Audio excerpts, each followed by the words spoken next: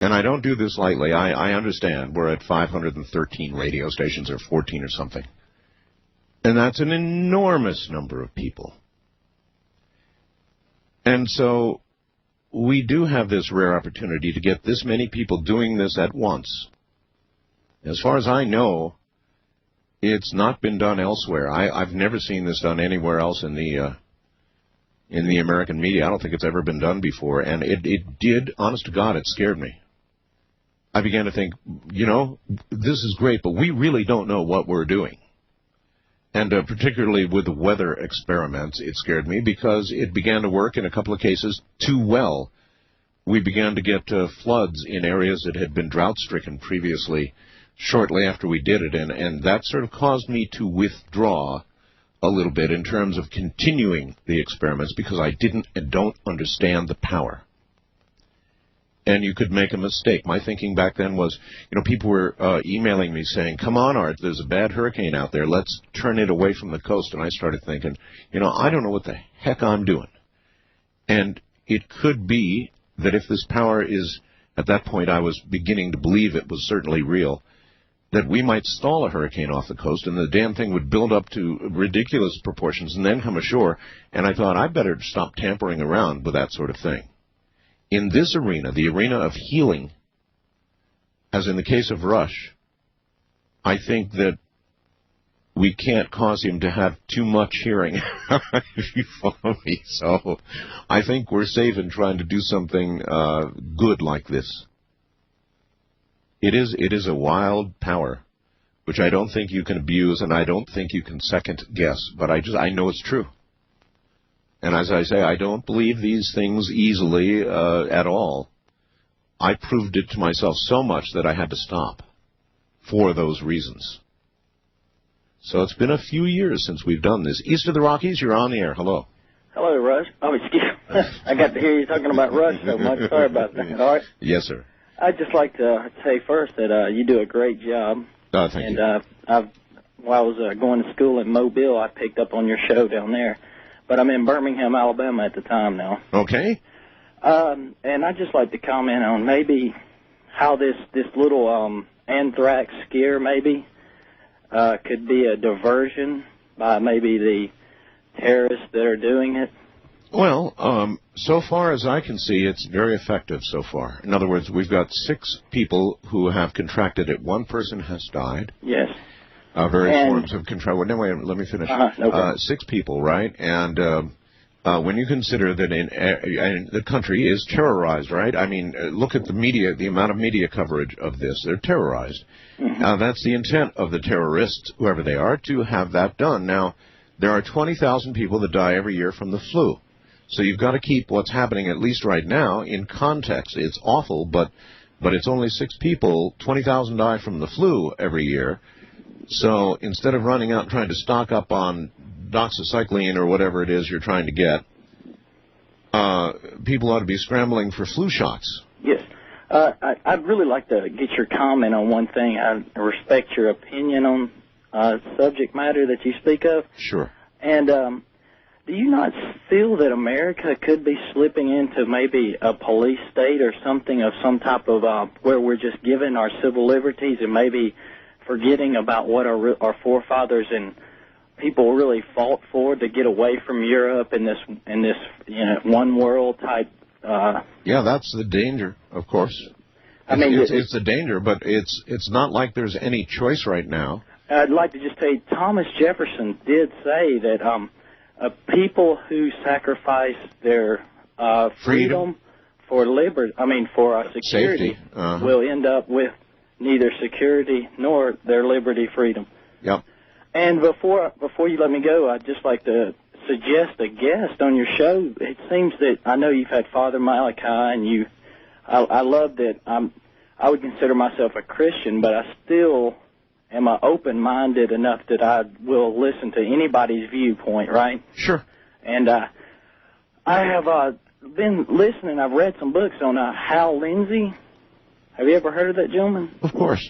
He has been in touch with his show about international news, not just from a Christian perspective, but just news in general that we don't get from our media. And has been, a lot of these people have been telling, America what's really going on and about how the EU and other, the world is sort of trying to wrap us up with them and pull us into their, well, call it a scheme. Well, I know. I know the trend underway right now is unmistakable. It is toward an eventual one world type of control, and that's just the way it's going. Now, how long it's going to take to get there, I don't know. I hope not in my lifetime. I've always hoped that. But it is inevitable. As early human society began by one tribe trading with another tribe, and then we had towns, and towns traded with towns, and then we had cities, and cities traded with other cities, and there was commerce. And then soon, lo and behold, there were other nation states, and pretty soon there was commerce between those nation states. Then we had regions. We had Europe. The common joining in Europe economically. And then we had NAFTA. Love it or hate it, we've got it. As this hemisphere attempts to bind together in a trading bloc, and certainly Asia has bonded together as a trading bloc, and now the blocs trade back and forth. And as the world gets smaller, because of telecommunications, because of instant communication, because of a million different things, eventually the borders will crumble, and there will be, in essence, one world of some sort. Now, I'm not looking forward to it because it's going to mean a lot of things we may not like. I hope personally it's all modeled after the United States of America, with the rights and constitutional privileges that the world could eventually enjoy. That's the way I hope it turns out. But I understand what this man is worried about. I simply say it's inevitable. This process that is underway that I just described is an inevitable and natural process. And someday, after we're gone, planets will trade with each other. There will form regions and, if you will, federations. And so it will continue if we don't blow ourselves off the face of the earth. West of the Rockies, you're on the air. Hello. Hello, this is Max. I'm calling from Globe, Arizona, but I'm listening from KKOB in Albuquerque. Albuquerque. Yes, sir. With my C. Crane. Yes, sir. I'm sorry to say, Art, but your show was just dropped here in Globe. What happened was that, of course, they're in the market. They're in the Phoenix market, sir, as you know. Yeah. And it was just unsupportable to have it on in Globe and have it on in Phoenix. Well, because they had to divide up the Arbitron numbers. When surveys come in, all the credit went to our Phoenix affiliate, KFYI, is what happened. And so nothing you can do about that. You get them too close together, and that can happen. I have my C. Crane. I don't care. I'm sure you're hearing it good and clear. Anyway, what's up? I have never, ever done an experiment like we just did, and I have trouble hearing myself. I also have a very bad back, 3 crushed discs and 2 herniated, so I know what you're talking about. I'm disabled also. But I did this little deal here, and my ears were on fire, and I crawled inside of Rush's head, and I found something in there that looked like a snail. And it was dripping and oozing something, and I took my little light gun that you gave me and burned it up as best as I could. The hairs are now I saw that in my head. I have never ever felt anything like that, and to this day I have never ever done anything like that. I swear it. I hate a liar. I would never lie about something like that. I understand. It was absolutely incredible. I hope he gets better. I hope you're wrong about the snail. Well, no, it was a little curly thing. It was on the side of his head, and it was inside his ear. Yeah, well, maybe it crawled in there while he was asleep. I don't want to hear this. There was one in each ear. Stop. Anyway, it's dead now. Yeah. He killed it. Well, good. Listen, I want to go so you can get somebody else on. I appreciate it. All right, sir. I'm going to be sending you an email. All right. Please look for it. All right, it's artbell@mindspring.com. Reminding my audience that you've got to email me. You can't send snail mail. We're not opening it. It'd be crazy with the national audience we have. We're a natural target, of course, especially saying what I've been saying. So we stopped opening mail, and please do not send me mail. In all likelihood, the post office is going to begin to refuse mail for us for a period of time. For obvious reasons, I would no more have my wife opening the mail that's coming in than the man in the moon. I just wouldn't do that. It's not worth the risk. She is far too precious to me for that. So we're not accepting snail mail. I think that's true of other talk programs. I'm sure it is. And with what's going on in the media, the terrorists are doing what they obviously can do to achieve maximum bang for the buck. They're sending it to media figures, so the news will get out, and it's working. All the networks are doing big things on it nonstop on CNN and on and on and on. And they're hitting those people for a reason, to achieve maximum terror.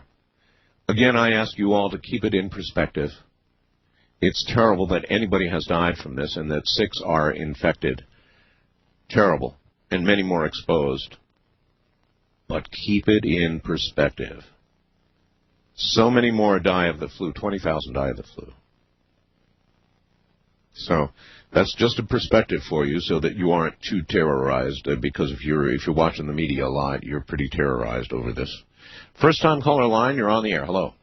Yeah, Mr. Bell. Yes, sir. Yeah, this is Mark in Fort Lauderdale. Yes, Mark. Hi.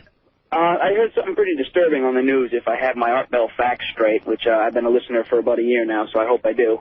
I was watching MSNBC or Fox News, I don't remember which, I bounced between the two, and they interviewed an anthrax survivor from the 70s, one of the last known cases. Yes. And she was discussing, what the symptoms were and how the doctors first treated her. Right. And what they called it was hoof-and-mouth disease. Now, I've never heard anthrax referred to as hoof and mouth. Well, of course, anthrax is first and foremost a disease that animals have, not humans usually. Correct. But, with all the past, 6-7 months ago when they're having a lot of outbreaks of hoof and mouth over in Europe, they never once connected the two together that I remember hearing. This is the first time I ever heard that anthrax is hoof and mouth. Yeah, I never heard the two used together either. Well, that's what her doctors had told her that they called it. They called it hoof and mouth, which they said was a slang term for anthrax. All right. Well, I also never thought that humans could get hoof and mouth. Right. Well, of course, in Europe, they essentially do, right? I think there was an outbreak in Europe along with mad cow, wasn't there? All right. Listen, we're going to do it again. This is we're coming up now to part 2 of this great experiment. And as we go into the break, and during the news break, again, I am going to ask you to simply close your eyes, block out everything else, and concentrate with us. Concentrate on one thing, the healing of Rush's ears. Picture Rush in your mind. As I said earlier, the new svelte, thinner Rush. Looks pretty good, doesn't he? But what a job he's done in losing weight. Anyway, picture Rush, if you can. Picture his ears, if you can, inside as well as out. And send, pray to God if you want. Send white healing light or any healing color that you wish. And do nothing else. Just close your eyes and concentrate as hard as you can on that. During the news, during the break. And when we get back, we'll have Richard C. Hoagland here because he's going to tell you all about what's going on at Princeton as they're monitoring